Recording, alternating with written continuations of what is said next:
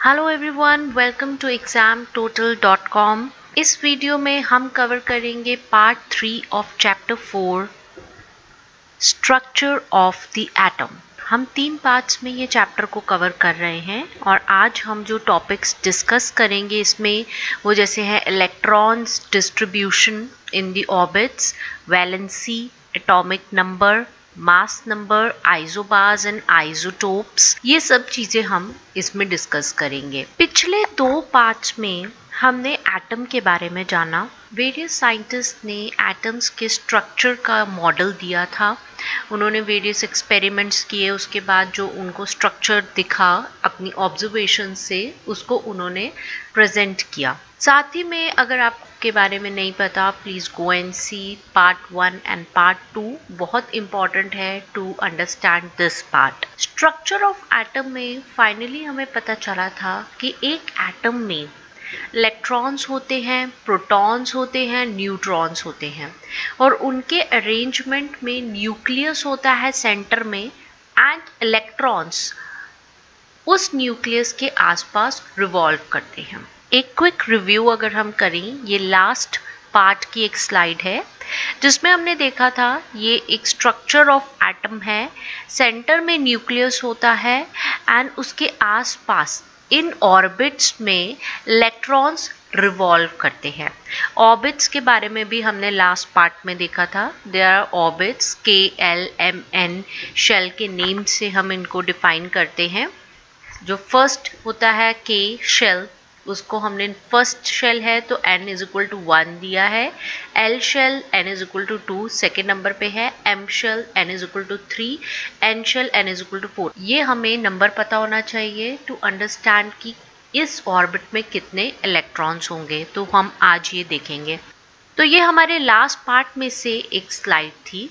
If we move forward, तो electrons किस तरह से डिस्ट्रीब्यूटेड होते हैं इन डिफरेंट ऑर्बिट्स में। जो न्यूक्लियस है उसके आसपास इलेक्ट्रॉन्स रिवॉल्व करते हैं, ये तो हमें पता चल गया था अपने लास्ट चैप्टर से। उस न्यूक्लियस में 2 सब एटॉमिक पार्टिकल्स होते हैं, प्रोटॉन्स एंड न्यूट्रॉन्स। इस स्ट्रक्चर की हम बात कर रहे हैं।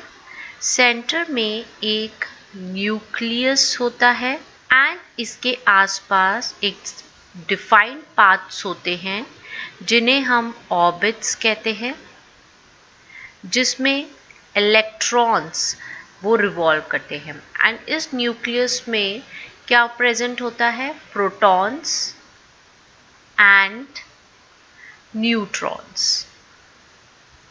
इसके बारे में हमने लास्ट पार्ट में डिस्कस किया था। अब हमें क्या देखना है कि इलेक्ट्रॉन्स किस तरह से डिस्ट्रीब्यूटेड होते हैं डिफरेंट ऑर्बिट्स या शेल्स में। ओके, ऐसे डिफरेंट ऑर्बिट शेल्स जो होते हैं उसमें किस तरह से इलेक्ट्रॉन डिस्ट्रीब्यूटेड होते हैं, कितने इलेक्ट्रॉन्स एक ऑर्बिट में होते हैं, ये हमें जानना है। सो बोहर एंड बरी ने ये डिस्ट्रीब्यूशन ऑफ इलेक्ट्रॉन्स के कुछ रूल्स दिए थे।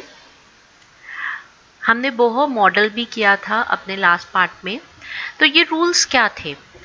Rules which were followed for writing the number of electrons in different energy levels or shells. The rules में number 1 है, the maximum number of electron present in a shell is given by formula 2n square. देखिए यहाँ पे हमने अभी बोला था कि KLMN की हम बात कर रहे थे, तो हमने कहा था फर्स्ट शेल K होता है, फर्स्ट शेल K होता है, सेकेंड L होता है, देन M होता है एंड K फर्स्ट है तो N इज इक्वल टू 1 लेते हैं, L को हम is equal to N is equal to 2 लेते हैं, M को N इज इक्वल टू 3 लेते हैं। तो ये हमने कहा था कि ये बहुत इंपॉर्टेंट है इस पार्ट में जानने के लिए डिस्ट्रीब्यूशन ऑफ इलेक्ट्रॉन्स को। तो ये फॉर्मूला आ गया 2n स्क्वायर। तो यहाँ पे क्या है? n इज द कौन सा नंबर ऑफ ऑर्बिट है। What is n? n क्या है कि कौन से नंबर ऑफ ऑर्बिट की हम, कौन से नंबर ऑफ शेल की हम बात कर रहे हैं। सो n is the orbit number और एनर्जी लेवल इंडेक्स। और मैक्सिमम नंबर ऑफ इलेक्ट्रॉन्स जो कि डिफरेंट शेल में हो सकते हैं वो किस तरह से है? जैसे फर्स्ट ऑर्बिट है या हम के शेल KLMN ये सीरीज होती है, तो फर्स्ट ऑर्बिट और के शेल में कितने होंगे 2 into 1 square is equal to 2। समझ आई? ये 1 जो है ये 1 that is n is equal to 1 है, जैसे k n is equal to 1 first के लिए हमने n इज इक्वल टू 1 लिया, सो 2 into 1 जो आपका n है यहाँ पे उसमें 1 डाल दिया उसका square and we solve it, 1 square is 1, so 1 into 2 is equal to 2.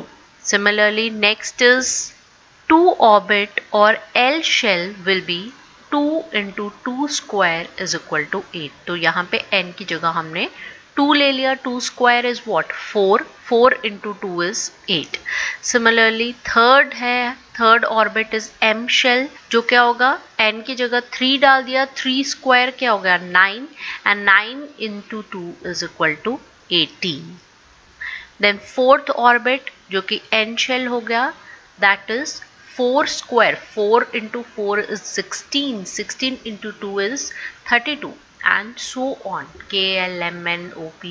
तो इसी तरह से आपका n आपको बस जानना है n नंबर क्या है, उसका square into 2 that is equal to 32. तो मतलब क्या हुआ कि K शेल में कितने इलेक्ट्रॉन्स होंगे 2 इलेक्ट्रॉन्स। तो यहाँ से हमने क्या जाना है, ये जो हमने सॉल्व किया इससे क्या पता चला है कि कितने नंबर ऑफ इलेक्ट्रॉन के शेल में होंगे, कितने number of electron L shell में होंगे, कितने number of electron M shell में होंगे एंड सो ऑन, आपको ये पता चलता है। तो इस तरह से आप इलेक्ट्रॉन्स को डिस्ट्रीब्यूट कर सकते हो डिफरेंट ऑर्बिट्स में। आगे हम देखें तो नेक्स्ट रूल है the maximum number of electron that can be accommodated in the outer most orbit is 8। जो आउटर मोस्ट ऑर्बिट होता है, जो सबसे आखिरला ऑर्बिट होता है, उसमें मैक्सिमम नंबर ऑफ इलेक्ट्रॉन्स जो आ सकते हैं वो कितने हैं 8। Electrons they are not accommodated in given shell unless the inner shells are filled. मतलब क्या हुआ इसका, जो पीछे हमने डायग्राम बनाई है कि ये नहीं कि आप के शेल को बाद में भरेंगे और एन शेल को पहले भर दें, स्टेप वाइज मैनर में इसे भरा जाता है। पहले के शेल भरेंगे, फिर एल शेल भरेंगे, फिर एम शेल भरेंगे एंड सो ऑन, जो आपके शेल्स प्रेजेंट होंगे उनको भरना है स्टेप वाइज मैनर में। So electrons they are not accommodated in given shell unless the inner shells are filled. मतलब पहले अंदर के शेल्स फिल्ड होने चाहिए तभी प्रेजेंट शेल को हम भरेंगे, ये नहीं कि प्रेजेंट शेल में आप भरने लग जाओ इलेक्ट्रॉन और अंदर के खाली हैं। सो shells are filled in a stepwise manner. इसके बाद this is the schematic atomic structure of first 18 elements. इस टेबल में हमें क्या पता चल रहा है, ये स्ट्रक्चर है फर्स्ट 18 एलिमेंट्स का। फर्स्ट 18 एलिमेंट्स अभी तक तो आपने याद कर लिए ही होंगे, वेरी इंपॉर्टेंट। पहला atomic number hydrogen atomic number 1, एक इलेक्ट्रॉन है तो फर्स्ट ऑर्बिट के शेल में ही चला जाएगा। Then helium, next atomic number 2, 2 electrons के शेल में चले गए। पीछे हमने देखा था KLMN में, तो के में कितने इलेक्ट्रॉन्स हैं 2। सेकेंड ऑर्बिट अब हम फिल करेंगे, मतलब जब के शेल फिल हो गया, 2 इलेक्ट्रॉन के शेल में डाल दिए आपने, तो उसके बाद एल शेल भरेंगे। एल में कितने आते हैं 8, और जब एल शेल में 8 हो जाएंगे तो हम नेक्स्ट ऑर्बिट उठाएंगे एम शेल, जिसमें कितने इलेक्ट्रॉन्स आते हैं 18। आफ्टर दैट एन शेल जिसमें 32 आते हैं। यही हम इसमें देख रहे हैं लिथियम एटॉमिक नंबर 3 इलेक्ट्रॉन, पहले के शेल भरा, के शेल पूरा भर गया, 2 इलेक्ट्रॉन्स आ गए, उसके बाद एल शेल में एक इलेक्ट्रॉन आएगा। देन बेरिलियम एटॉमिक नंबर 4, तो सिमिलरली पहले के शेल भरेंगे देन एल शेल भरेंगे।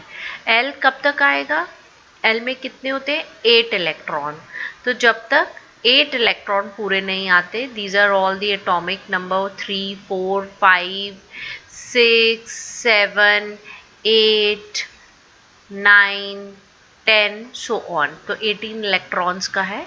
11, 12, 13, 14, 15, 16, 17 एंड 18 एटॉमिक नंबर. तो 5 हमने भरे हैं. पहले के शेल में भरेंगे, स्टेप वाइज मैनर में भरते हैं. फर्स्ट के शेल, देन एल शेल. और एल में के में 2 इलेक्ट्रॉन्स होते हैं. उसके बाद एल शेल भर रहे हैं जिसमें 8 इलेक्ट्रॉन्स होते हैं. 10 एटॉमिक नंबर 10 जो कि नियॉन का होता है. ये सिंबल्स आपको पता होने चाहिए. पीछे चैप्टर्स में हमने टेबल किया था जिसमें हमने सभी एटॉमिक नंबर्स, जब हमने एटॉमिक नंबर देखे थे तो कॉरस्पॉन्डिंग कौन से एटॉमिक नंबर होते हैं एक लिस्ट थी. तो फर्स्ट 20 की एट प्रेजेंट आपको ज़रूर पता हो. 40 तक लर्न कर लें, बहुत अच्छा है. तो नियॉन में क्या है, पहले के शेल भरा गया जिसमें 2 इलेक्ट्रॉन आते हैं. देन एल शेल भरा जाएगा जिसमें 8 इलेक्ट्रॉन्स आते हैं. तो यहाँ पे एल शेल कंप्लीट हो गया. इसके बाद 8 के बाद स्टेप वाइज मैनर में एक और ऑर्बिट आ जाएगा, यानी कि सोडियम में जो कि एटॉमिक नंबर जिसका 11 है, पहले एल शेल तक भर के एक एक्स्ट्रा इलेक्ट्रॉन जो होगा वो कहाँ जाएगा, के एल एम शेल में. सो पता होना चाहिए atomic number 1 hydrogen, 2 helium, lithium, beryllium, boron, carbon, nitrogen, oxygen, fluorine, neon, sodium, magnesium, aluminium, silicon, phosphorus, sulphur, chlorine, argon. तो आपको ये पता होना चाहिए. 18 एलिमेंट्स की बात हम कर रहे हैं. तो ये तो आपको समझ आ गई होगी किस तरह से के एल एम शेल्स जो है हमने भरा है. Question: Write the distribution of electrons in carbon and sodium atom. सबसे पहले हम कार्बन लेते हैं. कार्बन कार्बन का एटॉमिक नंबर 6 होता है. Atomic number 6, number of electrons जो हैं कार्बन में, नंबर ऑफ इलेक्ट्रॉन्स वो कितने हैं, 6. तो हम इसी तरह भरेंगे. फर्स्ट ऑर्बिट जो आएगा, द फर्स्ट ऑर्बिट वो कौन सा है, के शेल. के में कितने इलेक्ट्रॉन्स होते हैं, 2. तो हमने के शेल में 2 इलेक्ट्रॉन्स भर दिए. अब 6 में से 2 माइनस कर दो, कितने बचे, 4 इलेक्ट्रॉन्स. तो वो सेकेंड ऑर्बिट जो आता है दैट इज एल ऑर्बिट, उसमें कितने आते हैं, टोटल 8 इलेक्ट्रॉन्स आते हैं. तो 4 बचे हैं, तो 4 तो इसमें आ जाएंगे.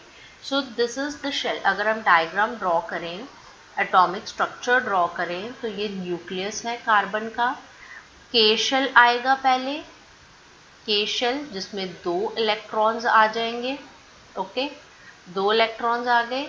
और उसके बाद एल ऑर्बिट, एल शेल जिसमें 4 इलेक्ट्रॉन्स प्रेजेंट हो. ठीक है. सो डिस्ट्रीब्यूशन हम कैसे लिखेंगे, 2, 4. सो this is the distribution of carbon. Next is sodium. Sodium sodium atom symbol है Na. नेट्रियम नेम से. सिंबल की बात हमने पिछले अपने वीडियोस में भी करी है. सब वीडियोस आप देखिए टू अंडरस्टैंड द टॉपिक. तो सोडियम एटॉमिक नंबर कितना होता है, 11. नंबर ऑफ इलेक्ट्रॉन्स कितने हैं, 11 हैं. तो फर्स्ट ऑर्बिट यानी के में कितने आएंगे, 2. एल में कितने आएंगे, माइनस करेंगे अगर हम 8, 9, 10. एक बचा है जो एम में आएगा, 1. सो डायग्राम कैसे बनेगा, के फर्स्ट आप भरते हो इसमें, देन एल में 8 इलेक्ट्रॉन भरेंगे, 2, 3, 4, 5, 6, 7, 8 भर दिए. और एक जो बचेगा वो एम में जाएगा.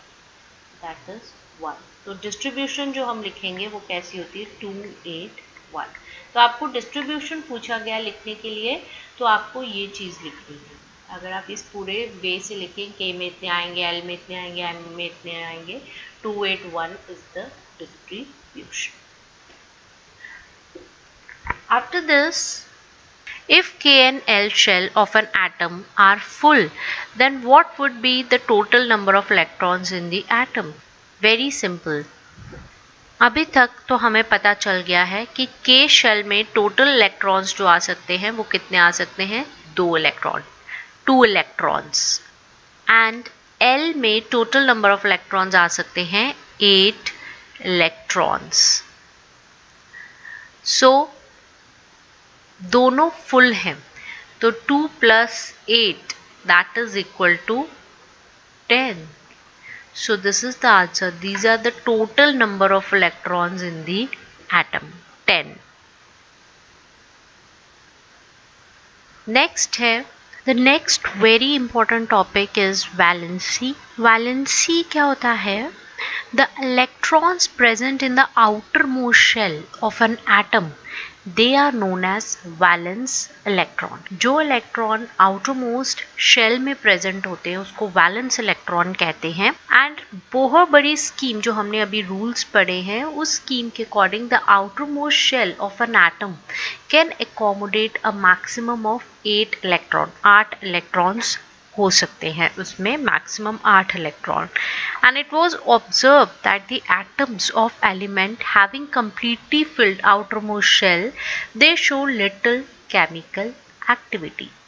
मतलब क्या हुआ कि जहाँ पे आउटरमोस्ट शेल एकदम भरा हुआ होता है, 8 कंप्लीट हो गया, वहाँ पे उस एटम की जो एक्टिविटी होती है, केमिकल एक्टिविटी, वो बहुत कम होती है। वो दूसरे एलिमेंट के एटम के साथ रिएक्ट नहीं करता। तो क्या हुआ कि रिएक्शन क्यों हो रहा है? रिएक्शन होता है, इससे एक चीज पता चल रही है, दैट इज कि अपने आउटर मोस्ट इलेक्ट्रॉन को फिल करने के लिए, ऑक्टेट जो है उसको बैलेंस आउट करने के लिए, completely filled outermost shell, they show little chemical activity. In other words, combining capacity or valency is 0.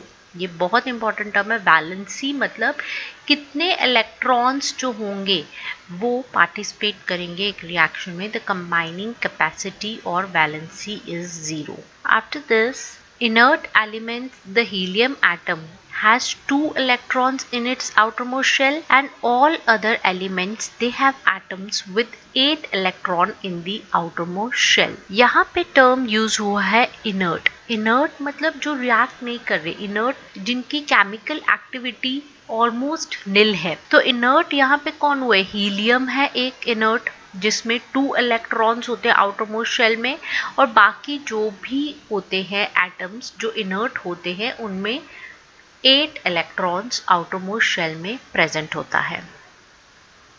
We can see here helium, helium is inert, तो इसके आउटरमोस्ट शेल में 2 electron है, they are 2 electron. Similarly neon, neon के outermost shell में 8 electrons है। इसी तरह argon, argon के आउटरमोस्ट शेल में भी 8 इलेक्ट्रॉन्स हैं। So these are the examples of inert elements. After this जो आगे टॉपिक है, जैसे an outermost shell which has 8 electron was said to possess an octet. जब outermost shell में 8 इलेक्ट्रॉन्स आ जाते हैं तो we say, हम कैसे बोलते हैं, that it possess an octet. octet पूरा हो जाता है। Atoms would thus react so as to achieve an octet in the outermost shell. This was done by sharing, gaining or losing electron. मतलब एक एटम जो केमिकली एक्टिव होता है, एक रिएक्शन जो करता है, उसका मेन पर्पस होता है कि वो अपने आउटरमोस्ट शेल में ऑक्टेट लेके आए, ऑक्टेट पोजेस करे, 8 इलेक्ट्रॉन पूरे करे, और इस केमिकल एक्टिविटी के लिए वो किसी दूसरे एटम के साथ या तो इलेक्ट्रॉन शेयर कर सकता है या गेन कर सकता है, इलेक्ट्रॉन ले सकता है, शेयर कर सकता है, या फिर इलेक्ट्रॉन को दे सकता है टू पोजेस ऑक्टेट, कि उसके आउटरमोस्ट शेल में 8 पूरा हो जाए। अब आप कहोगे देगा क्यों, अगर उसको 8 पूरे करने हैं तो देगा क्यों? इसके एग्जाम्पल्स हम जब आगे देखेंगे तो you will get to know कि कहाँ पे एटम शेयर करता है, कहाँ पे गेन करता है और कहाँ पे लूज करता है, ताकि उसके आउटर मोस्ट इलेक्ट्रॉन में 8 इलेक्ट्रॉन्स पूरे हों। The number of electron gained, lost or shared so as to make the octet of electron in the outermost shell gives us direct combining capacity of the element, that is the valency। मतलब valency क्या हुआ? combining capacity जो होता है एक element का, उसको हम कहते हैं valency। For example, hydrogen, lithium, sodium, ये तीन जो है they contain 1 electron each in their outermost shell, therefore each one of them can lose 1 electron, so they are said to have valency of 1। हम अपने पीछे टेबल में देखते हैं, आप देखेंगे हाइड्रोजन है, हाइड्रोजन की क्या है? एक इलेक्ट्रॉन है आउटरमोस्ट शेल में। हाइड्रोजन का क्या है? एक इलेक्ट्रॉन है, 1 इलेक्ट्रॉन है आउटरमोस्ट शेल में, हाइड्रोजन। सिमिलरली लिथियम, लिथियम में भी आप देखेंगे 1 इलेक्ट्रॉन है आउटरमोस्ट शेल में।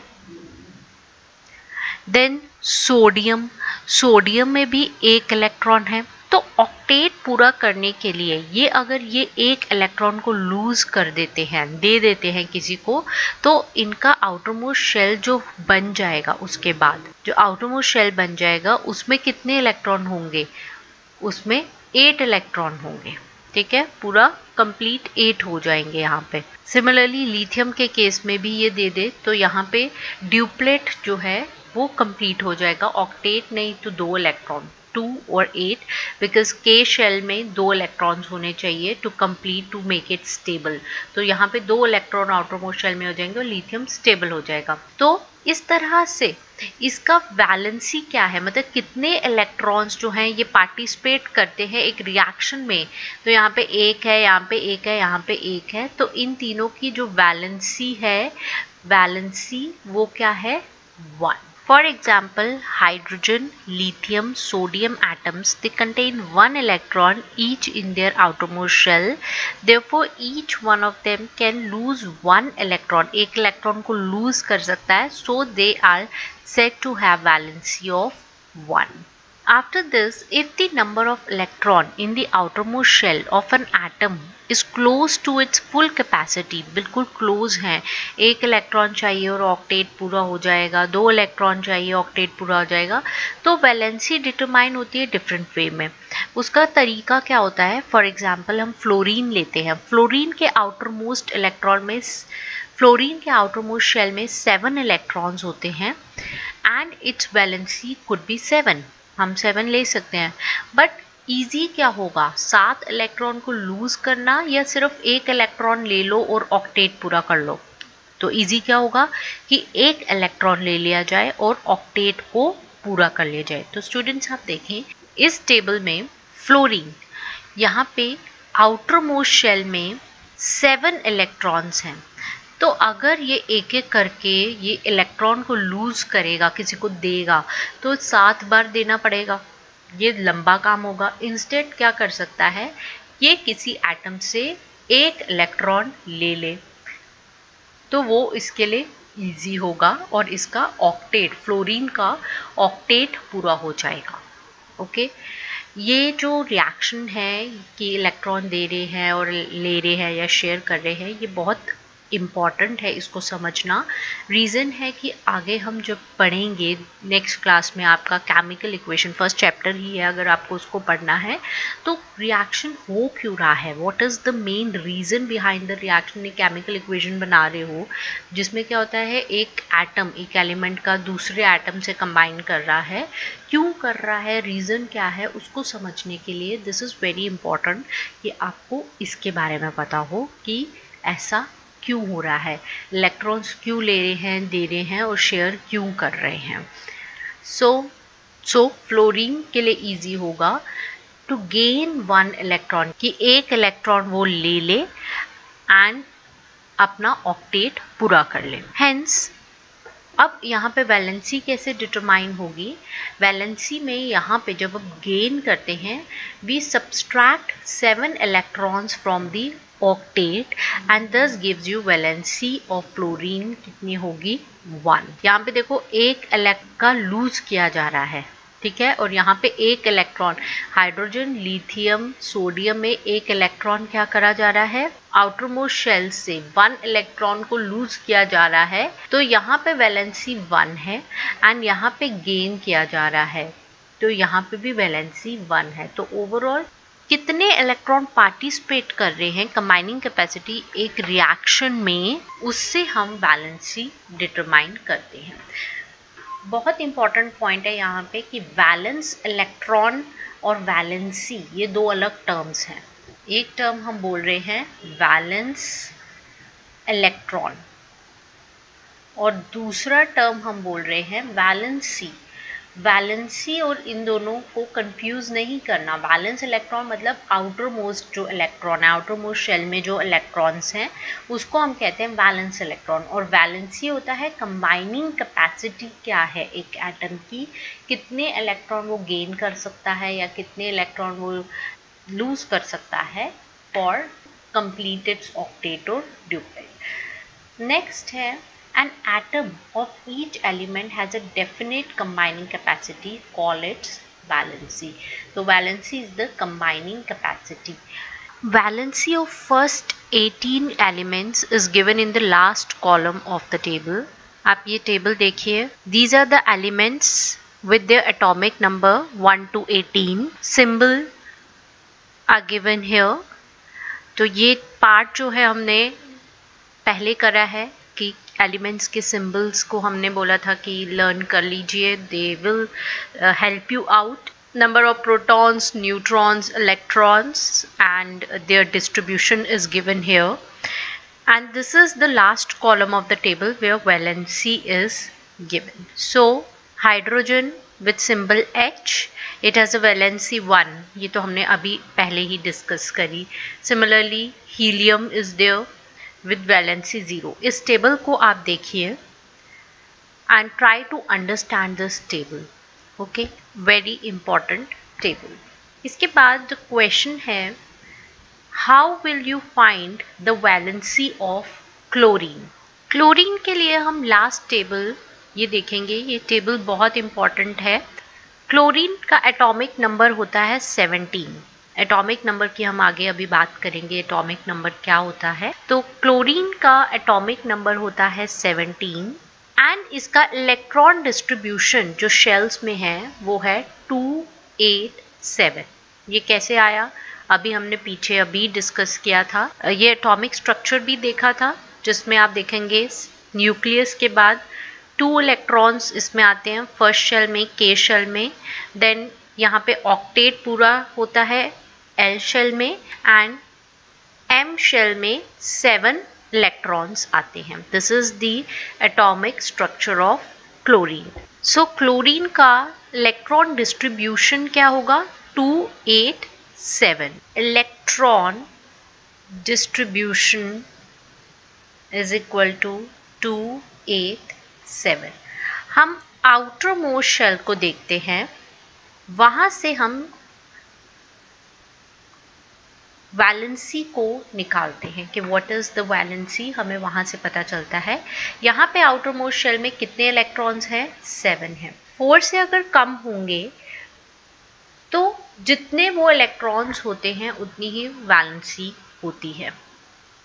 ओके, कि वो उतने इलेक्ट्रॉन्स दे देगा एंड लूज कर लेगा और फिर उतनी वैलेंसी होगी। ये हमने अभी डिस्कस किया था what will be. In this case octet पूरा करने के लिए आउटर मोस्ट शेल में इट इज इजी कि ये एक इलेक्ट्रॉन ऐड ऑन कर ले अपने में to complete the octet. Octet मतलब आउटर मोस्ट शेल में 8 इलेक्ट्रॉन पूरे हो जाए तो क्या इजी होगा? 7 इलेक्ट्रॉन्स को निकाल देना या एक इलेक्ट्रॉन को ले लेना। It will be easy to take 1 electron. एक इलेक्ट्रॉन लेना बहुत इजी है। तो what is the valency? Valency का डेफिनेशन क्या है? That is the combining capacity. जो इलेक्ट्रॉन पार्टिसिपेट कर रहे हैं, एक ही इलेक्ट्रॉन पार्टिसिपेट कर रहा है, तो इसकी वैलेंसी क्लोरीन की क्या होगी? Valency of chlorine is equal to 1। Very simple it was. So ये टेबल में भी आप देखेंगे, this is chlorine with atomic number 17 and its valency is 1। तो आपको एटॉमिक नंबर पता है, नंबर ऑफ इलेक्ट्रॉन्स पता है, ठीक है, तो उससे आप इलेक्ट्रॉन डिस्ट्रीब्यूशन निकाल सकते हैं एंड फर्दर आप उसमें वैलेंसी निकाल सकते हैं।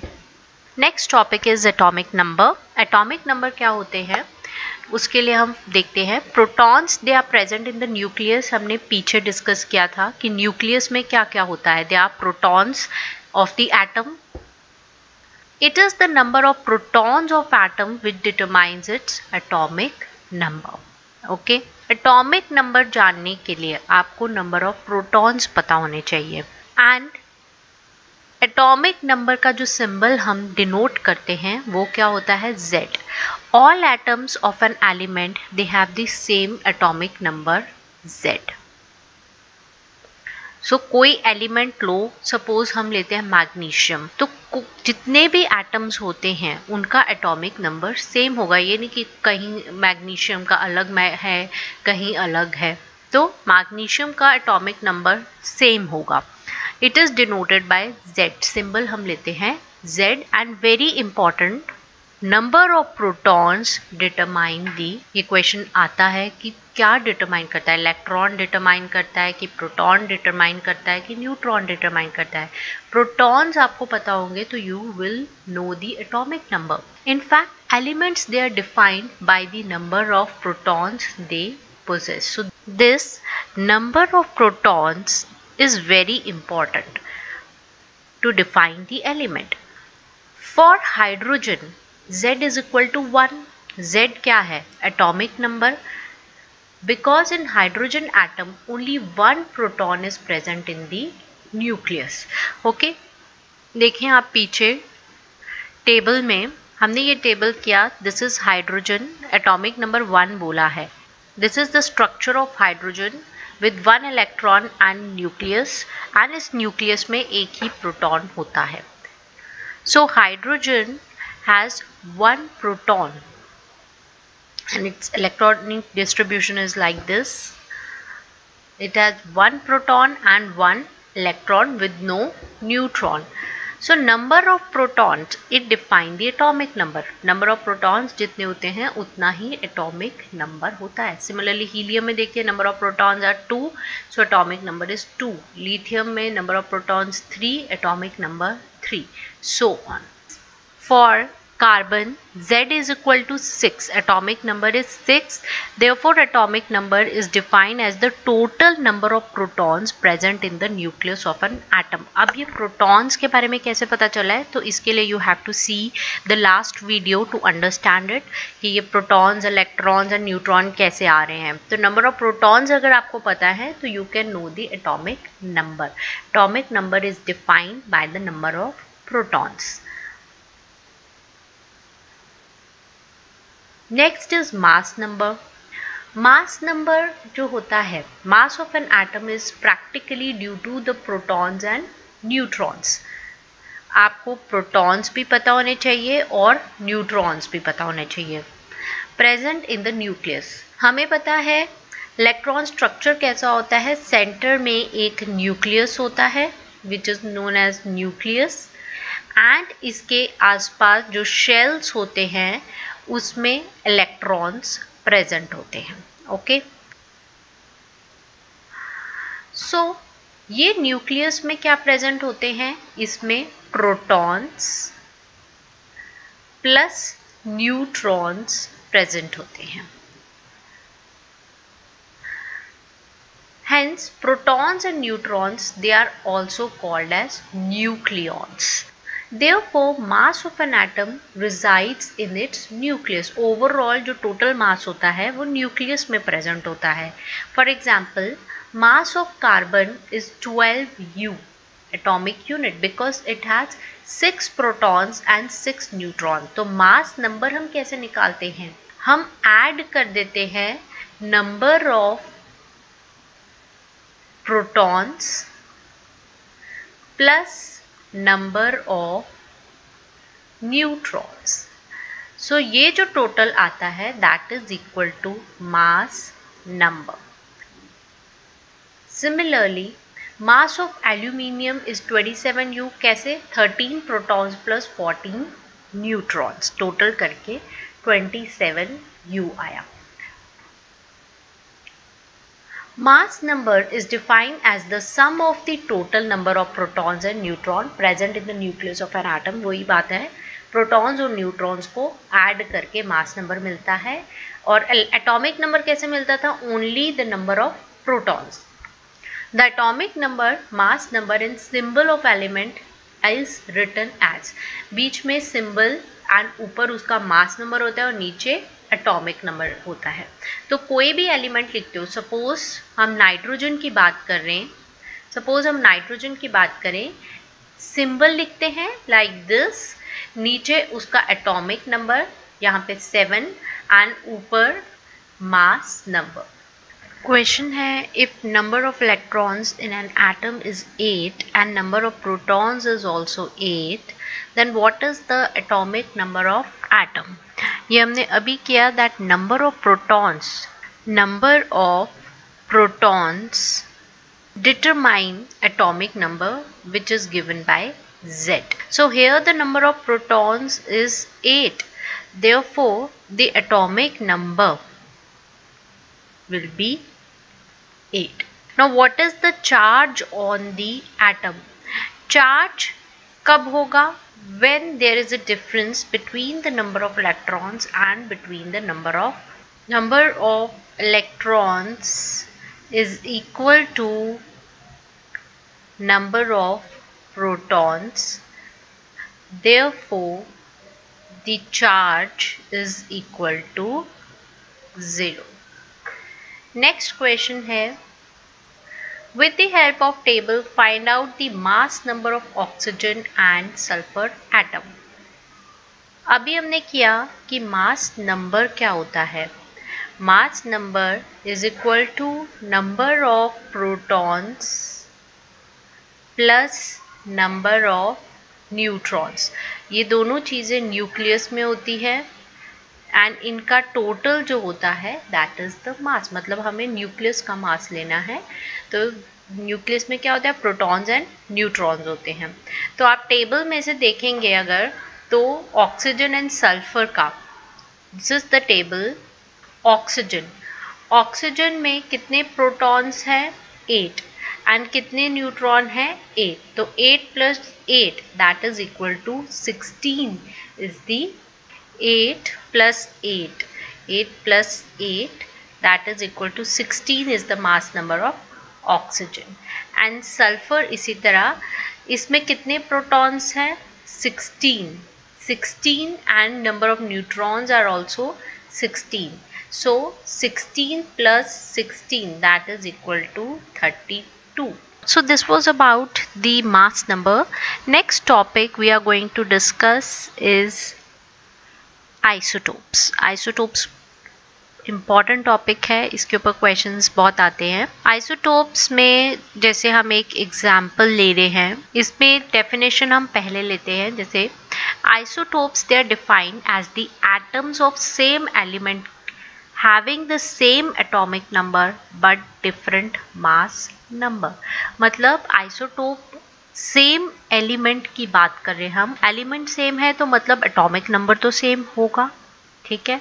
Same element same atomic number होगा, लेकिन डिफरेंस क्या होता है आइसोटोप में? उनका मास जो होता है वो डिफरेंट होता है। एग्जाम्पल में हम लें हाइड्रोजन एटम, इसमें 3 एटॉमिक स्पीशीज में ये प्रेजेंट होता है, जिनका नाम है जैसे protium, deuterium and tritium. Protium में देखो, तीनों में प्रोटियम, ड्यूट्रियम एंड ट्रीटियम, तीनों में एटॉमिक नंबर सेम है। इसमें यहाँ पे ऐसे लिखा है, it is in subscript form, it is like 1H1 2H1 and 3 1H1. So it is like this. एक बार मैं फिर से लिख देती हूँ 1H1, 2H1 and 3H1.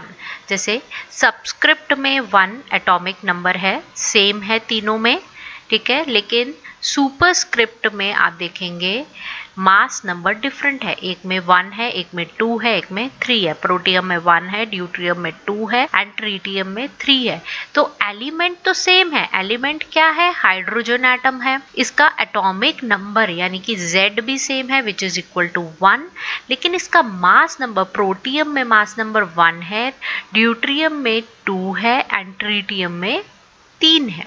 Okay, इसी तरह हाइड्रोजन के ये आइसोटोप्स हैं। इसी तरह कार्बन में भी यही है, C612, C614, मतलब एटॉमिक नंबर आप देखेंगे सेम है, कार्बन एलिमेंट के atomic number is same that is equal to 6, लेकिन आइसोटोप्स जो कार्बन है उसमें एक में मास नंबर 12 है और एक में 14 है।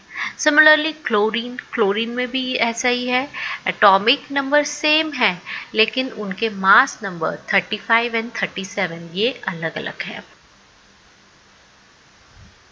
So this was the definition.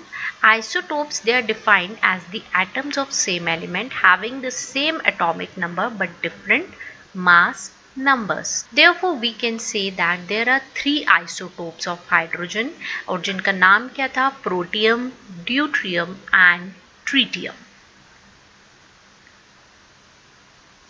Next,